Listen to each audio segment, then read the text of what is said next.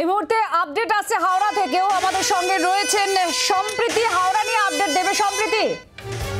আত্রাই হাওড়াতে সেখানে বিজেপি রতিন চক্রবর্তীকে পিছনে ফেলে এগিয়ে গিয়েছেন প্রসূন বন্দ্যোপাধ্যায়, জয়ী প্রসূন বন্দ্যোপাধ্যায়।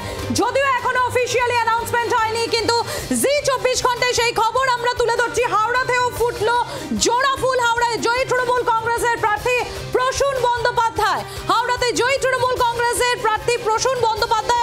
জানো আত্রাই যে তিনি সিটিং এমপি ছিলেন হাওড়ার, এবং তিনি আবারও জয়ের মুখী দেখলেন রতিন চক্রবর্তীকে পিছনে ফেলে। হাওড়াতে জয়ী প্রসূন বন্দ্যোপাধ্যায়। আত্রাই এবার পায়েল আমাদের আপডেট দেবে বর্ধমান পূর্ব এই কেন্দ্রের। পায়েল, বর্ধমান পূর্ব দখল রাখলো তৃণমূল কংগ্রেস। এর আগেও আমরা দেখেছিলাম বর্ধমান পূর্ব তৃণমূল কংগ্রেসের দখলে ছিল। হ্যাট্রিক করলো তৃণমূল কংগ্রেস এবং চিকিৎসক শর্মিলা সরকার তিনি জয় পান।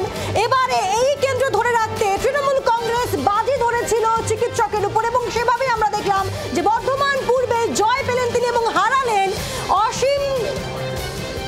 হারালেন ওরেন ঘাটার যিনি বিজেপি বিধায়ক, তাকে তিনি এবার হারালেন এবং বর্ধমান পূর্বে জয়ী হলেন তৃণমূল কংগ্রেসের প্রার্থী যিনি চিকিৎসক শর্মিলা সরকার, এবং হারালেন অসীম সরকারকে। বাংলার আওয়াজ, বাঙালির আবেগ, জি 24 ঘন্টা।